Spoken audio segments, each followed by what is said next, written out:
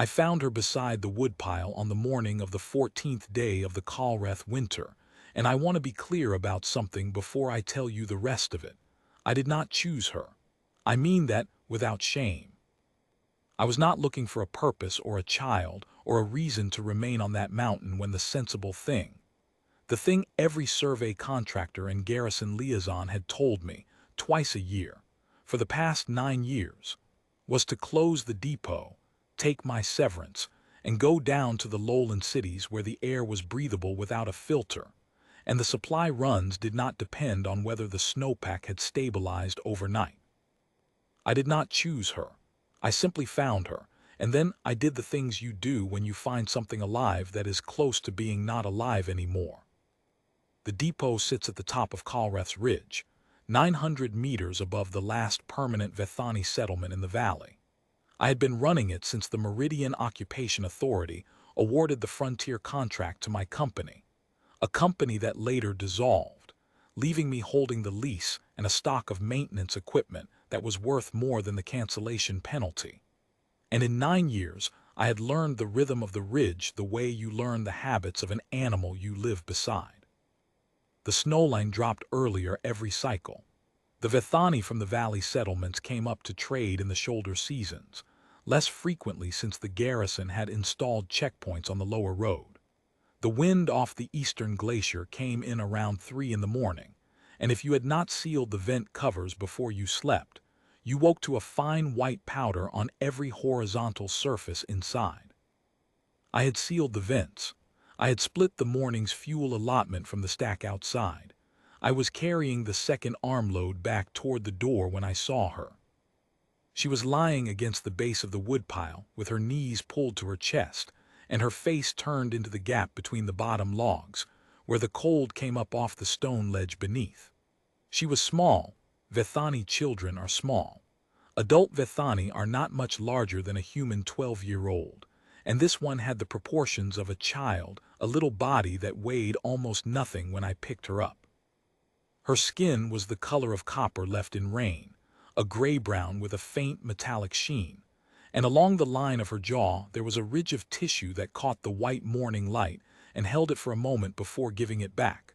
A bioluminescent strip, barely visible in daylight, that pulsed once when I crouched beside her and then went still. She was wearing a smock that had been ceremonial once. Vethani lineage garments have a specific construction, a cord of braided fiber woven into the hem particular colors for the regional houses, and a small embroidered glyph at the collar that corresponds to a family registry. This one was torn across the right shoulder, and the hem cord had been cut and retied, a repair done in haste with the wrong weight of fiber. At her throat, the collar glyph was still intact. I did not know how to read it. I knew it was there. Her fist was closed around something. I did not try to open it. I dropped the firewood, I picked her up, I carried her inside. This is the part that people ask about later as if it requires explanation. Why did you bring her in? I find the question strange. She was a child and she was nearly dead and she was lying in the snow beside my woodpile. That is not a moral dilemma. That is a child lying in the snow beside your woodpile. You bring her in. You warm her up. If she lives, you work out the rest. You do not stand in the cold calculating the legal and strategic implications. You pick her up. She lived. It took the better part of that first day to be sure of it. Hypothermia in Vethani physiology operates on a different schedule than in humans. Their core temperature drops more slowly but recovers more slowly as well, and the danger window extends longer than you would expect. I knew this from the frontier medic training that Meridian required all licensed depot operators to complete, and which I had completed 6 years ago and refreshed twice since then, not because the garrison asked me to, but because the alternative was being useless if something went wrong. On a mountain with no emergency response within viable transit distance, uselessness is a form of decision. I had decided when I signed the lease that I would not be useless. I built the fire up. I wrapped her in the thermal blanket from the emergency kit. I put a heat pack against the back of her neck, where the ridge of bioluminescent tissue ran up into the base of her skull, because the frontier medic training specified that applying warmth to the base of skull nerve cluster in Vethani patients accelerated core temperature recovery. I had read that particular module 3 times and thought, when I read it, that it was probably theoretical knowledge I would never use. I boiled water and let it cool to the right temperature, warm enough to help, not hot enough to shock, and I got a few milliliters into her over the course of 2 hours, working slowly, tipping the cup against her lips a fraction at a time and waiting. The training said to do it this way. I did it this way. The fire was the largest variable I could not control.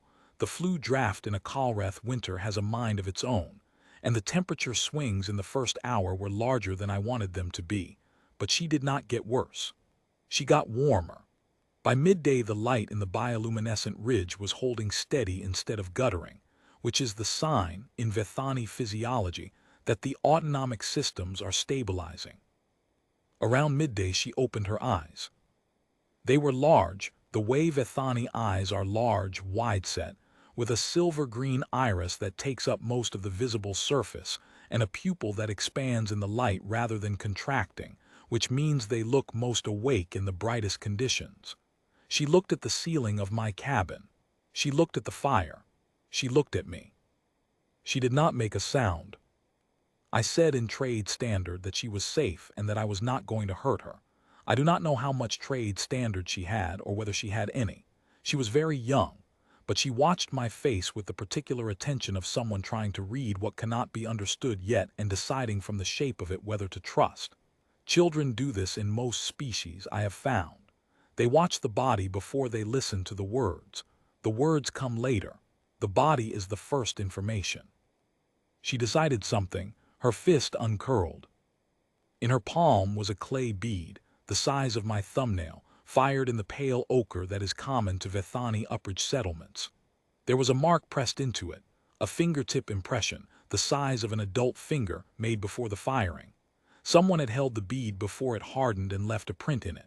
That was the whole of it, a palm-sized piece of fired clay with a dead person's fingerprint in it. She showed it to me for a moment and then closed her fist again. I said her name by way of question. She said nothing. I tried the word for name in trade standard, and in the 2 Vethani dialects I had approximate competence in. I had been learning the upridge dialect for 7 of my 9 years on the mountain, because trade in the shoulder seasons went better if you could communicate past gestures, and because the Vethani traders were more forthcoming when they did not feel they were being held at the disadvantage of an unfamiliar language. I was not fluent. I was functional. She looked at me carefully and then, very quietly, said a word that was either a name or a descriptor or both. The distinction does not always exist in upridge Vethani, where the word for a person and the word for their essential characteristic are often the same root. It sounded like Keth. I said it back. She looked at the fire. We had 9 days before the soldiers came, and in that time I learned the following things about her. She was not afraid of me. She had been afraid, I think, for long enough that fear had become ordinary and had stopped making demands on her attention, and what was left was a kind of watchful calm that looked like trust and might, over time, become it. She ate everything I gave her without hesitation, which told me either that she had been very hungry for some time, or that she had been raised in a household where you ate what was given because it might not come again. She did not speak unless she was answering a direct question, and even then it was 1 word, 2 words, the economy of someone who had learned that words attract attention and attention is not always safe. But she watched. She watched the fire, the vents, the door, the window. She cataloged the cabin systematically in those first days, moving her attention from one fixed point to the next with the thorough patience of someone building a map. The door, how it latched, which direction it opened, what she would need to reach the handle. The windows, which faced the road, which faced the woodpile, which were sealed for winter. The fire, the flue damper, the fuel stack, the rate of burn at different damper positions. On the 3rd day she followed me to the woodpile and stood at a small distance while I split logs, observing the process with the methodical focus of someone cataloging information they may need later. She watched the axe, the angle of each split. the way the rounds fell. She watched the orientation of the grain in each piece, and the way I sorted the splits by size into different sections of the stack, fast-burning kindling near the door, dense rounds for the overnight burn at the back. She watched me stack, each layer offset from the last for stability and airflow. She did not ask questions. She watched until she was satisfied, and then she went back inside.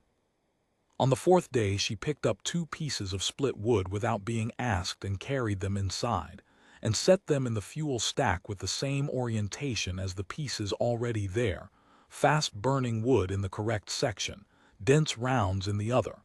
She had been watching for 1 day. She had it right. She did not do it to please me.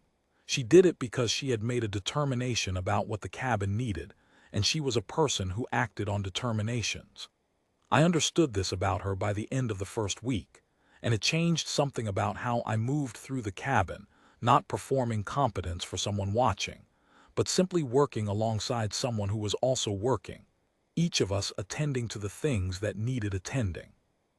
She slept in the chair nearest the fire with her back against the wall and her fist closed. On the 7th night I woke to a sound I could not immediately identify, and I lay still in the dark listening. And after a moment I understood that it was not a threat sound but a Vethani sound, a low hum at the edge of hearing, less music than resonance, the way a tuning fork holds its note after the strike. It was coming from the chair by the fire. She was asleep. The bioluminescent ridge along her jaw was fully lit, a pale cold blue in the darkened cabin, and the hum was involuntary, the way certain animals will make sounds in sleep that they would not make while awake. I did not move. After a few minutes it stopped and she shifted in the chair and the ridge went dim. I had not known Vethani did that. 9 years on the ridge, and there was still what I did not know. I did not ask about the smock, or the cut hem cord, or the glyph at her collar. I did not ask what had happened upridge or where she had come from in the night. She knew what she had survived, and she was 4 years old or something close to it, and she did not need me to require that she perform it for my benefit. There would be time, or there would not. What mattered now was the fire and the food, and the fact that when she looked at the door she was not looking at it the way she had looked at it the first day, as if she expected it to open from outside. I had heard about the upridge settlements. I want to be careful about what I say here, and how I say it, because I am not a political person, and I am not going to pretend to understand the full shape of what the Meridian Occupation Authority was doing on Colrath's Ridge during those years. What I know is what I saw, and what I heard from the Vethani traders who came up to the depot in the shoulder seasons before the garrison checkpoint made those trips too dangerous to bother with, and what I observed in the contamination reports that passed through my depot on their way to the garrison's administrative hub. The reports called it Contamination Control Protocol 7. The occupation had identified that the Vethani upridge settlements drew water from the same glacier-fed tributaries that fed into the lowland aquifers, and that this created what they described as a biological risk vector that required active management. The protocol involved treating those tributaries with a compound that was, according to the documentation, a standard mineral clarifier used in frontier water management. The documentation was thorough and correctly formatted, and cited the right regulatory provisions. Every licensed depot operator on the ridge received a copy of the protocol, and a notice that we were not to interfere with garrison environmental teams working in our designated zones. I had read the protocol 3 times. I am a thorough reader. I had also read, in a Vethani language circular that a trader named Osvath had given me 2 seasons before, a description of what was happening to the water in the upridge settlements. The circular was not an official document. It was produced by a Vethani community health worker and distributed by hand through the valley settlements. It described symptoms. It described timelines. It described which households had been affected first, which water points the symptoms correlated with, the progression from 1 week to the next. The word the circular used for what was happening was not a clinical term. It was the upridge Vethani word for being drawn out from the inside, the way a dye bleeds from a cloth in moving water. The symptoms in the circular were not the symptoms of mineral clarification. They were the symptoms of something being removed from the water, from the animals that drank it, from the people who depended on it. The animals died first, the old and the very young after that. I had filed a query with the Garrison Liaison Office about the discrepancy between the protocol documentation and the reported symptoms. The liaison had sent back a form letter noting that all environmental operations were conducted in compliance with Frontier Compact Article 14, and that depot operators should direct any concerns about protocol implementation to the designated environmental compliance officer, whose name was followed by a notation that the position was currently unfilled. There was a procedure for requesting appointment of a temporary officer. The procedure required submitting a Form EC-7 to the Regional Garrison Command, with a processing time of 30 to 90 days, after which the appointment would be reviewed at the commander's discretion. I had not filed Form EC-7. I had not filed another query. I had not done anything, which is a fact I have had occasion to think about in the years since, and which I do not offer as an excuse. I was one person on a mountain with a depot lease and a frontier contractor license, and I did not know what to do with what I knew, and so I did what people do when they do not know what to do.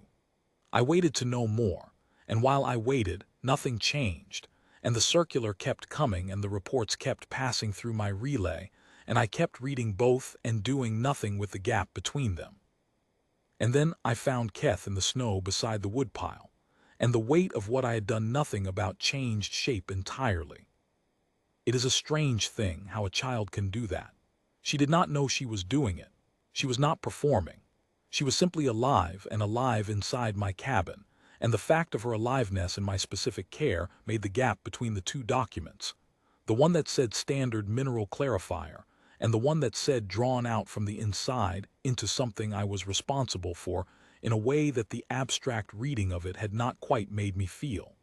I cannot explain this more precisely. All I can tell you is that on the second morning, when I was sure she was going to survive, I sat down at the relay terminal and I filed Form 19C, which is the Emergency Welfare Custody Declaration for a minor of non-human species found in distress in a licensed frontier zone, and I filled it out completely and correctly, and I included a photograph of the collar glyph and a photograph of the clay bead. And I uploaded the Frontier Medic Training documentation specifying the treatment I had provided, and I sent it to the Frontier Welfare Authority node with a copy to my own records. And then I sat for a few minutes looking at the relay terminal. And then I opened a new document and started writing down everything I knew. The soldiers arrived on the 9th day of the snowstorm. There were 2 of them at first, a standard garrison checkpoint pair, winter kit, the red shoulder flash of the Colrath Occupation Brigade. They came on a sled that had made it up the service road, which meant the lower snowpack had stabilized enough for vehicle transit, which meant the road was going to be open for a while unless another storm came through. I watched them come from the window and I took my time about it before I went to the door. I put my coat on. I checked that the Form 19C confirmation was still on the wall beside the door where I had pinned it. It was. I said good morning. They said they were conducting a sweep of ridge installations pursuant to Garrison Standing Order 41, which concerned unregistered Vethani persons in the frontier zone. I said I was familiar with the standing order. They asked if I had seen or given shelter to any unregistered Vethani persons in the previous 14 days. I said I had a Vethani child on the premises who had been in my care for 9 days following a medical emergency, and that I had registered her with Frontier Welfare Authority in accordance with Article 19 of the Frontier Compact on the day I found her. This was true. The Form 19C had been time-stamped and assigned a tracking number. I had printed the confirmation and put it on the wall. I had also memorized the tracking number that morning because I had expected this conversation, or one like it, at some point. The soldiers looked at each other. They asked to see the child. I said that the child was currently sleeping and that I was not going to disturb her, but that they were welcome to verify my registration filing through their own compact liaison channel. I gave them the tracking number from memory. I gave it to them twice slowly, so that the one who was writing it down got it right. They said that a Form 19C filed by a frontier contractor did not supersede garrison jurisdiction over unregistered Vethani persons under Standing Order 41. I said that Standing Order 41 applied to unregistered Vethani persons, and that a child in possession of an active Article 19 welfare registration was, by definition, a registered person, and that the garrison's own compliance documentation, I named the specific annex and the subsection, explicitly excluded Article 19 registrations from the scope of unregistered person protocols. This took them a moment. The one who was not writing looked at the one who was writing, and the one who was writing looked at his notes, and neither of them said anything for a few seconds, which told me that the annex I had cited was not one they had been briefed on. They said they would return with a supervisor. I said that was fine and offered them coffee, which they declined. They drove back down the service road. I went inside. Keth was awake, sitting in her chair watching the window. She had heard all of it.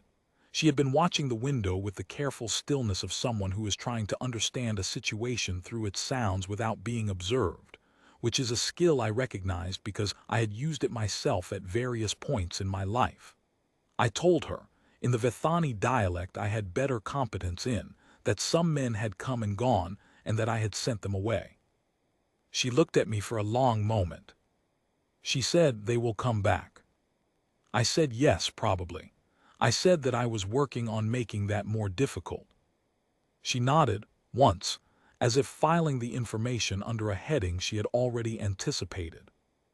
I made a second copy of the Form 19C confirmation and put it in my inner coat pocket. Then I sat at the relay terminal and worked on the document I had been building since the second day. I had the contamination reports. I had Osvath's circular. I had my original query to the garrison liaison and the form letter response. I had the Form EC7 procedure with its 30 to 90-day processing time and the commander's discretion clause. I had now a documented instance of garrison soldiers appearing at my depot to inquire about a registered welfare minor, which I added to the record with a timestamp. The document was getting long. I thought that was probably a good thing. The supervisor arrived the following afternoon with 2 additional soldiers and a vehicle that had been upgraded from the sled to a proper crawler, which told me the road had cleared enough for full transit and that they were planning to come back up here regardless of what I said today. The supervisor was a lieutenant, garrison rank designator on his collar. He was perhaps 35, with the particular physical ease of someone who has spent a long time in uniform and has been ranked long enough to stop needing to perform their authority through posture. He had the manner of someone who was used to being the most reasonable person in a difficult conversation and who expected that manner to carry the day. He had probably been right about that, most of the time. He told me he understood I had acted in good conscience, and that the occupation authority recognized the value of the Frontier Compact and its welfare provisions, and that the situation was not without some genuine complexity, but that there were circumstances specific to the current garrison operation on Colrath's Ridge that created a superseding jurisdictional claim on Vethani persons of any registration status within the designated sweep zone. I asked him to cite the specific provision under which a superseding jurisdictional claim could override an Article 19 welfare registration. He paused. He said the provision was Garrison Supplemental Authority Order 14, issued in connection with the current operational period. I said I was familiar with GSAO 14. I said I had reviewed it the previous evening, in full, including the annexes and the implementing guidance issued by the Colrath Regional Command. I said that its scope was limited to persons in active movement through the frontier zone, transients, in the common language, and that it contained no provision extending garrison jurisdiction to stationary minors in registered welfare custody. I said that, to the contrary, footnote 7 in the implementing guidance explicitly stated that Article 19 welfare registrations were to be processed through standard compact channels and were not subject to operational sweep protocols. I said this because it was true. I had read it 3 times the previous evening. Footnote 7. The lieutenant's manner changed. Not dramatically. There was a slight compression around the eyes, a small recalibration of whatever calculation he had been running. He said that my interpretation of the order was not the operative interpretation.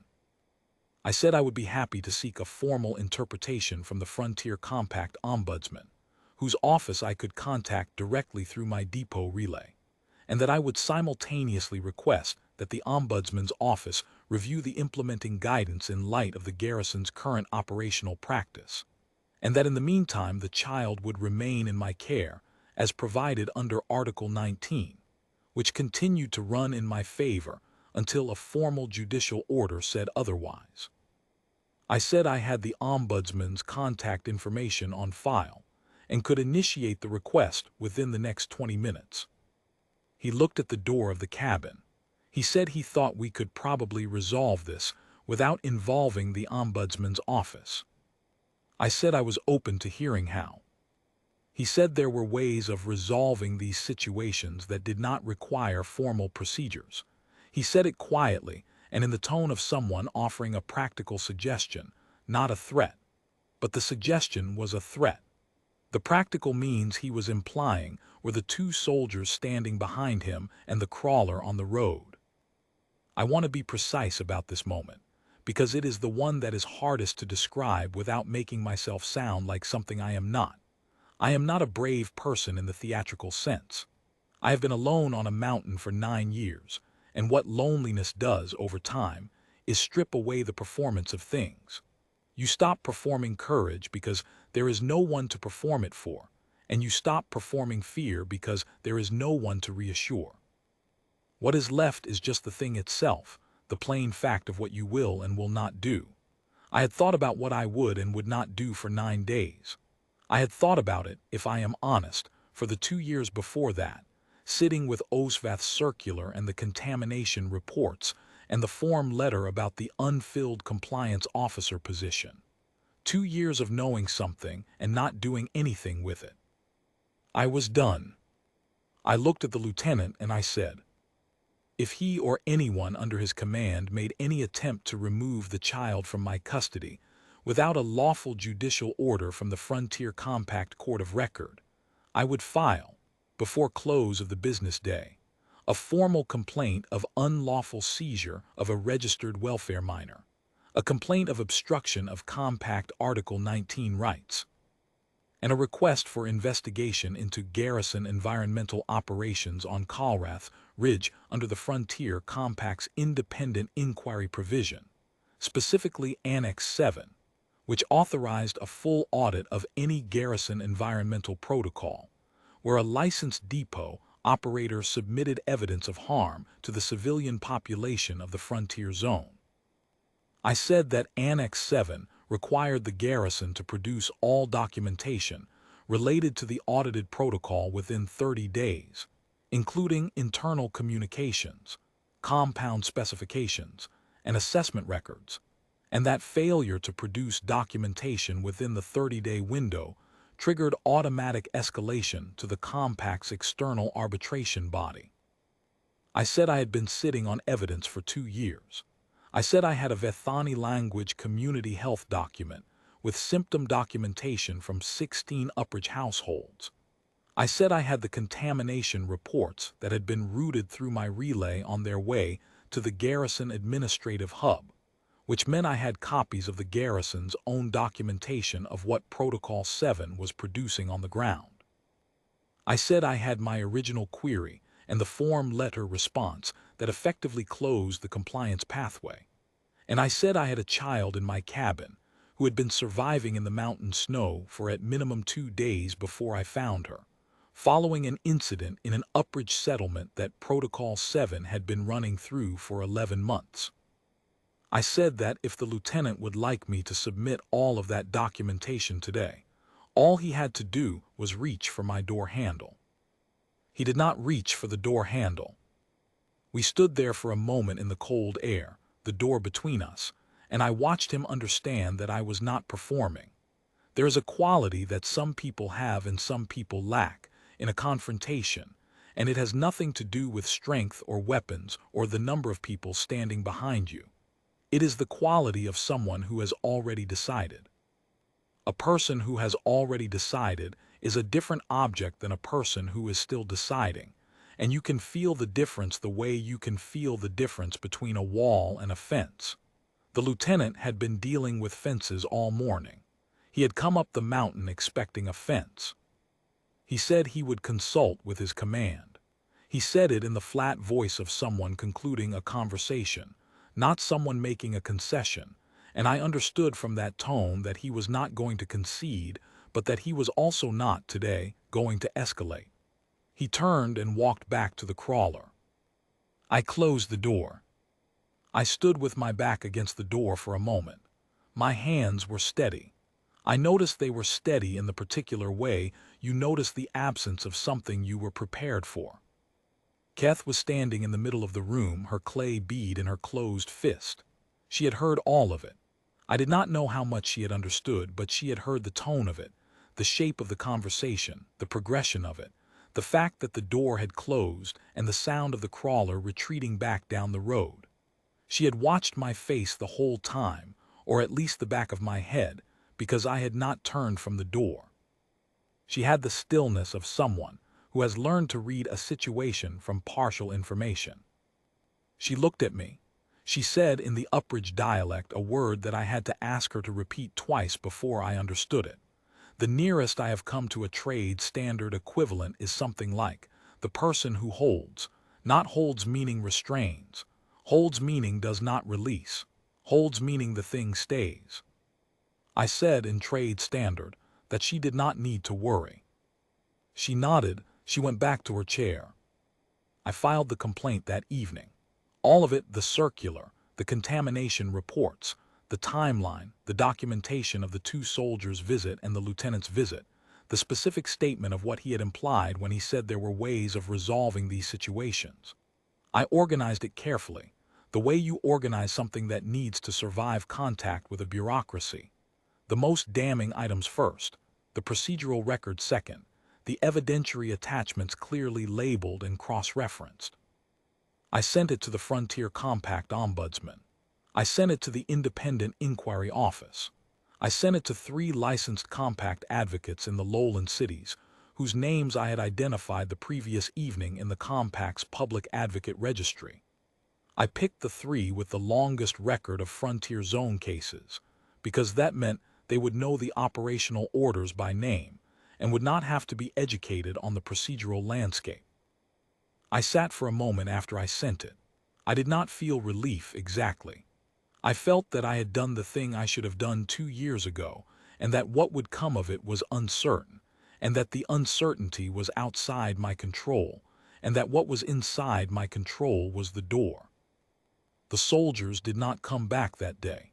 They did not come back the next day or the day after that. The Colrath winter pressed in. The snowpack deepened. The road became impassable again by the second day after the lieutenant's visit, and the depot settled back into the rhythm I had been living in for 9 years, except that the rhythm had a child in it now. She was learning the depot, not passively, actively, the way you learn a place you intend to be competent in. She learned the secondary flue that controlled the rate of the fire's back half. She learned where the emergency kit's sealed inner compartment was and what a legitimate emergency looked like. She watched me run the morning check on the relay terminal's connections and then, the following morning, ran the check herself with me watching, pausing at each step to confirm she had it right. She did not ask for permission to do these things. She observed until she understood, and then she did them. On the 12th day of her being there, I had a relay malfunction in the secondary antenna, which required going onto the roof in full winter kit to clear ice from the seal. I was up there for 40 minutes. When I came back down, the fire had been built up to the correct rate for a cold spell, not as hot as I might have run it, but correctly calibrated to the fuel supply, and there was water on the boil. She was in her chair. I did not say anything. She looked at the fire and then at me and then back at the fire. I had been alone on the mountain for 9 years and I had been fine. I want to be honest about that because it is part of the account. I was not a person who needed someone in the cabin. I had managed. But there is a difference between managing and something else that I do not have a precise word for, and in the 12 days she had been there I had begun to understand the shape of that difference. There was one evening, the 5th day of the 2nd week, when the wind was particularly severe, and I had let the fire burn hotter than usual to compensate, and I was sitting at the relay terminal doing paperwork, and she was in her chair and she said, without preamble, a sentence in the Uppridge dialect. She said, "They made the water wrong." I said yes. She said, "The grandmother knew before the animals." I said yes. She was quiet for a long time. The wind hit the east wall with the flat sound it makes when the gusts are coming off the glacier face rather than down the ridge. She was looking at the fire. She said, she told the men and they said it was the cold. I said, I know. She closed her fist around the bead. I went back to my paperwork. After a while she said, also without preamble in trade standard, "You sent the men away." I said I had. She thought about this. She said, "You will do it again." It was not a question. I said yes. She went asleep. On the 17th day after I found her, the storm broke. The sky over the eastern glacier went clear for the first time in nearly 3 weeks, and the light came in through the cabin windows with the particular quality that Colrath light has after a long storm, white and precise. Everything it touched made sharp and deliberate, as if the air itself was making an argument for clarity. I went outside to check the snow load on the depot roof and to clear the relay antenna, and I could see, for the first time in weeks, the full length of the service road running down the ridge toward the valley. The snowpack had compressed under its own weight and the road's surface was visible, dark against the surrounding white. There was a figure on the road, on foot, moving slowly with the deliberate pace of someone who had been walking for a long time and had decided that pace was the only variable they could manage. Small by human measure, though adult by Vethani proportion. Wrapped in a heavy outer garment, dark indigo, the color of the Uppridge house I would later learn was called Vethorath. Moving with a cane. Not in any hurry, because hurry was not available to them, but not stopping either. I watched until I could see enough. Then I went inside and told Keth that someone was coming up the road. She was off the chair, and at the window in a movement so fast it startled me. She pressed her face to the glass and looked down the road, and I saw, on her face, something I had not seen in the 17 days I had known her. Not relief exactly, not the simple loosening of held tension. Something older and more complicated. The expression of someone who had not let themselves hope because hopping cost something and the cost had already been very high, and who was now paying that cost in a single concentrated moment, all at once, with no option to spread it out. She said a word I did not know. I asked her what it meant. She said in trade standard, "My grandmother's sister." I put on my coat. The elder's name was Vatharuash, which in the Uppridge dialect is both a personal name and a title, elder of the Vatharath lineage, last elder of the Uppridge settlement, survivor of what had been done to it, and the person who had put the clay bead in Cuth's fist in the last hours before they were separated. The bead was the thing that carried the fingerprint of the woman who had not survived, and in the Uppridge Vuthani practice, a child given such a bead is given 2 things, the right to grieve, and the proof of where they belong. She had sent Cuth into the dark mountain with the proof of belonging pressed into fired clay, because that was all she had left to send. She had been looking for Cuth for 16 days. She had come up from the lowland shelter, where the surviving Vuthani from several settlements had gathered after the garrison's operation moved through, following the trail of rumors the way you follow a sound through a storm, not directly, not confidently, but consistently, turning always in the direction that the sound had last been. Someone in the valley had seen a small figure moving upraja in the dark 3 weeks before. Someone at the lower checkpoint, a garrison soldier who was, apparently, still capable of something resembling a conscience, had mentioned to a Vuthani worker at the checkpoint labor pool that a depot operator on the ridge had filed an Article 19 welfare claim for a Vuthani child. The information had made its way, through several hands, to Vatharash, and she had started walking. I brought her inside. I made tea. I sat at the far end of the room and did not say anything for a while, because what was happening on the other side of the room was not mine and did not need my narration. Kuth was in Vatharash's arms, and Vatharash was speaking very quietly in the Upraja dialect, and her hand was on the back of Kuth's neck where the bioluminescent ridge ran up into the base of her skull, and the ridge was fully lit, the way I had only seen it once on the first day when I crouched in the snow and it pulsed and went still. It was not still now. It held its light the way a lamp holds light when the draft stops. Both of them were still. The sound Kuth made was not the involuntary hum I had heard in the night. It was quieter and more deliberate, a sound that had a shape to it, call and response, the elder making a low note and the child answering at a different pitch. It took me a long time to understand I was hearing the Upraja Vuthani practice for confirming the living, a resonance check, each register of the family answering back, the absence of any voice its own kind of information. After a while, Vatharash looked up at me. She was perhaps 65 by human equivalent. Her face had the particular weathering of someone who had lived in high altitude all their life, and had also, recently, been through something that had taken a further toll, the specific erosion of grief that is different from the erosion of age, faster and less even. Her eyes were the same silver green as Kuth's, darker, the iris more settled, as if the color had deepened over the decades the way certain stones deepen in water.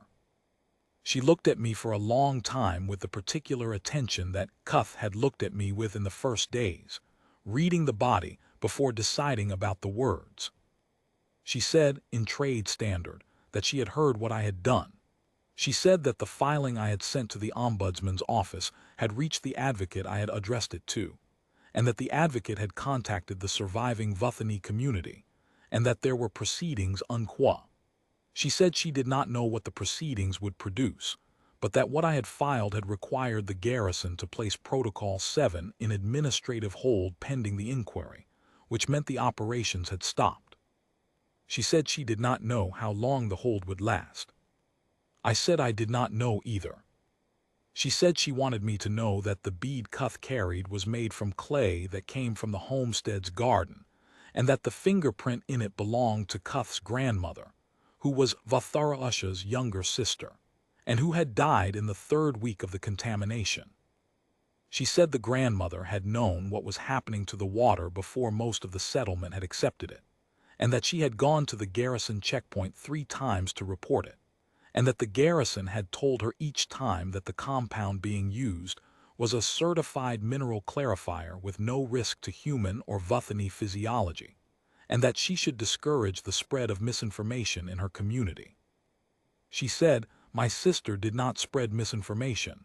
She died of what was in the water. I said, I know. I said, I'm sorry. She looked at me steadily. Then she said, you kept her alive. I said I had found her in the snow and brought her inside, and that the rest of it was paperwork. Vatharash considered this for a moment. She looked around the cabin, the fuel stack oriented correctly, the relay terminal with the Form 19C confirmation pin beside it, the clay bead on the shelf, the chair by the fire with a blanket folded on its arm at the height a small person would need it. And she looked back at me with the expression of someone who has understood something they are choosing not to argue with. Then she said something in the Upraja dialect slowly, and I asked her to translate it. She said the closest trade standard equivalent was something like, the person who will not move. She said it was a category in the Upraja Vathani accounting of people, not a compliment exactly, not a title, just an observation about what someone is. She said that in the valley there were not many of them. I said I had not moved because I did not have anywhere else to be. She thought about this, then she said, on Culrath Ridge that is the same thing. I cannot tell you it was easy. I will not tell you that because it was not. Cuth had been in my cabin for 17 days. I have been careful, in this account, not to perform the feeling of it more than the facts require, because I am not a performer, and because the feeling is mine and does not need to be displayed to be real. But I will say that in 17 days she had learned the rate of the fire and the flue damper and the layout of the emergency kit, and she had carried firewood without being asked, and she had run the morning relay check when I was on the roof, and she had shown me the fingerprint in the clay bead, and she had told me, not as a question, that I would send the men away again. And she had been right.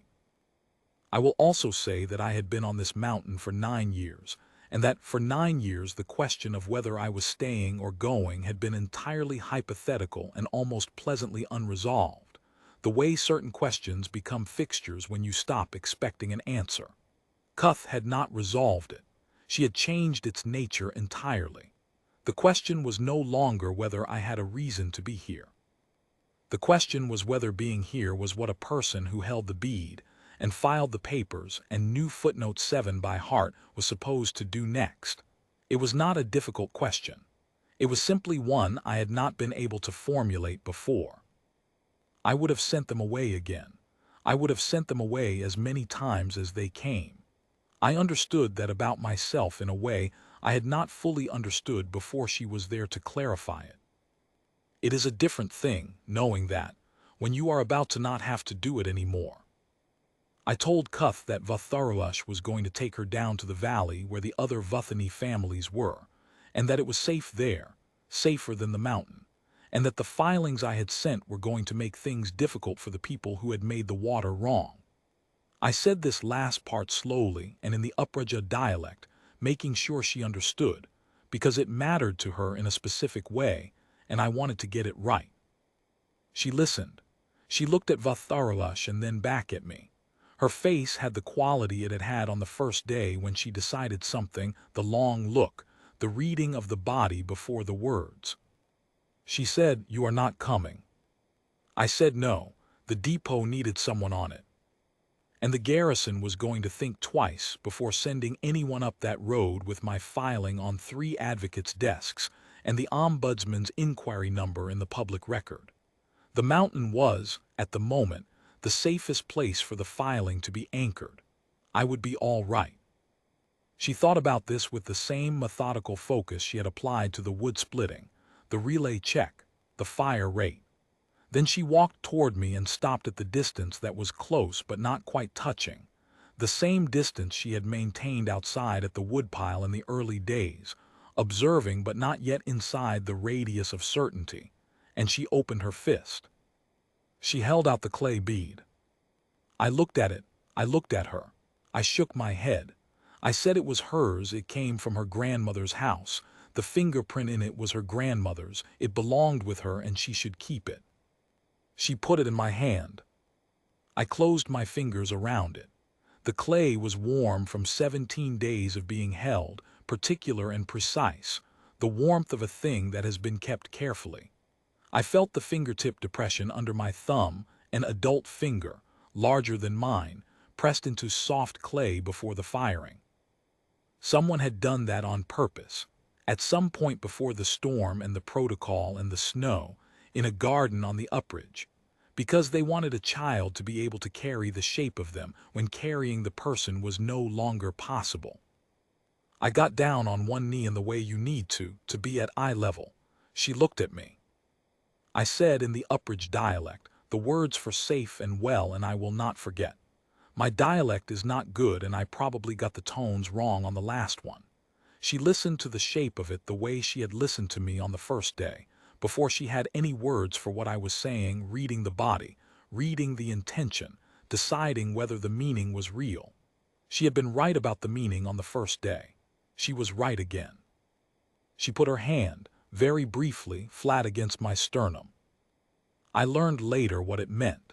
In Upridge Vethani practice, the gesture is for someone you intend to carry. Not someone you intend to return to, not someone you intend to remember, but someone you are taking with you into the place where you keep the things that belong to you. The person who holds. She gave the name back in gesture. She turned and went to Vetharuash. They left that afternoon, while the light was still good, down the service road toward the valley. I watched them until the road bent south and the tree line closed behind them. Keth did not look back. I have thought about that over the years, and I have come to the conclusion that it was a mark of something good in her rather than something I should have felt the absence of. A child who does not look back is a child who trusts that the thing behind them is still there. The depot was quiet in a way it had not been quiet before she was in it. I noticed the quality of the quiet the way you notice a sound after its soar stops. I went inside. I put the clay bead on the shelf above the relay terminal, next to the printed Form 19C confirmation with its tracking number. I built the fire up to the rate she had learned. I sat down. The Frontier Compact Inquiry into Garrison Contamination Control Protocol 7 was opened 14 weeks later. It ran for 2 years. I gave testimony twice, traveled to the Compact Court of Record once, submitted 4 separate rounds of supplementary documentation, and was deposed by the garrison's legal office on 3 occasions. The inquiry produced findings, and the findings produced a sanctions process, and the sanctions process produced some things and not others, and moved more slowly than it should have, the way these things do. And I am not going to tell you it was justice because I do not know what justice looks like for a word like grandmother and a fingerprint pressed into clay in a garden that no longer exists. But it produced something. Protocol 7 was permanently suspended. 3 officers were transferred and 2 were formally sanctioned. The Frontier Compact amended Annex 7 to require a 48-hour response window on environmental protocol queries from licensed depot operators, which is a small change and a real one.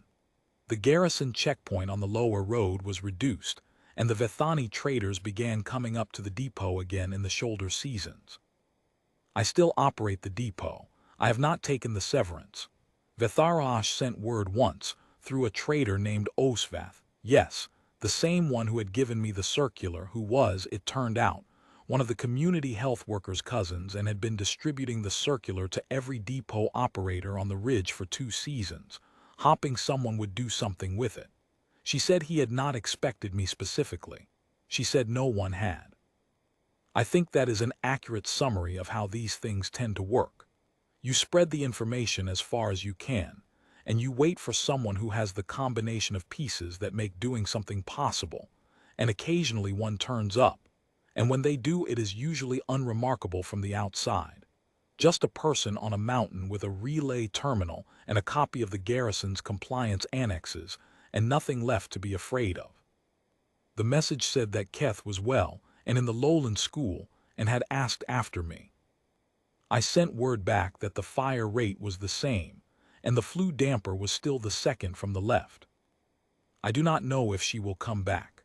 I do not need her to, for my own sake, though I would be glad of it. That is a separate thing from needing it, and I want to be precise about the distinction. What I know is that she is alive and that the bead is on the shelf, and that the fingerprint in it belongs to someone who is gone, and that gone is different from forgotten, and that the difference is something I can hold. The soldiers ordered me to stand down. I was already kneeling. That is the whole of it. The rest is paperwork.